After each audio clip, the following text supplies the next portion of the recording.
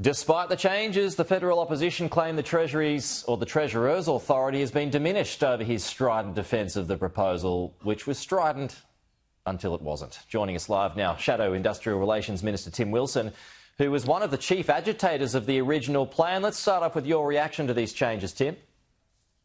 Well, of course, it's welcome to see that there is a back down because for 2 years, or longer, 3 years, Jim Chalmers refused to listen to anybody about not just the fundamental failures of his policy, more importantly, that it was technically impossible to implement.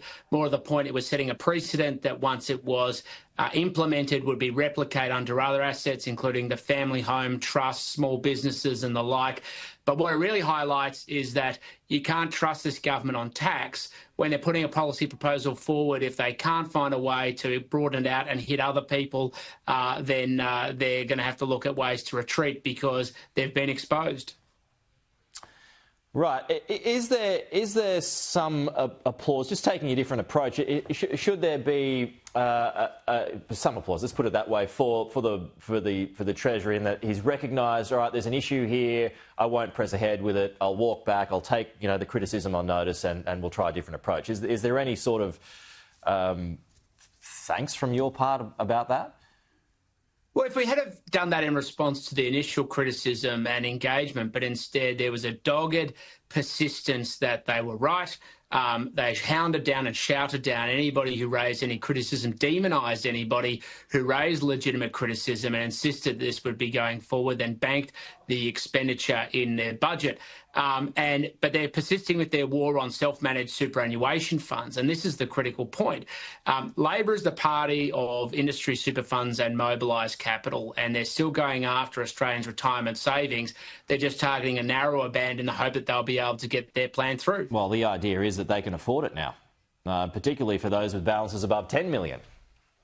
Well, that's their plan, to hit a narrow group of people and broaden it out. Before, they started too low, and so they realised they were going to get a big backlash from it. Now they're just starting a bit higher, and they're just going to continue to expand out their plan.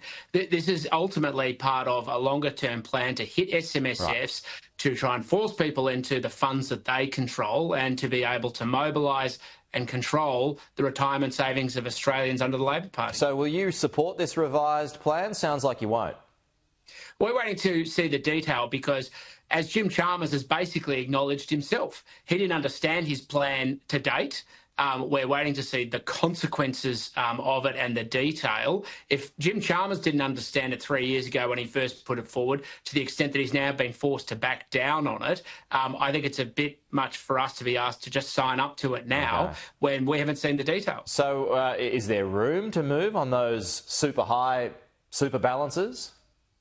Well, again, there's always a conversation we're happy to have. We're the party of lower taxes and we want lower taxes, but what we're not prepared to sign up for, I think, is a plan which is just designed to smash self-managed superannuation funds. And that, to me, seems to be the consistent focus of Treasurer Jim Chalmers. All right, we'll leave it there, Tim. Thank you. We'll chat again soon.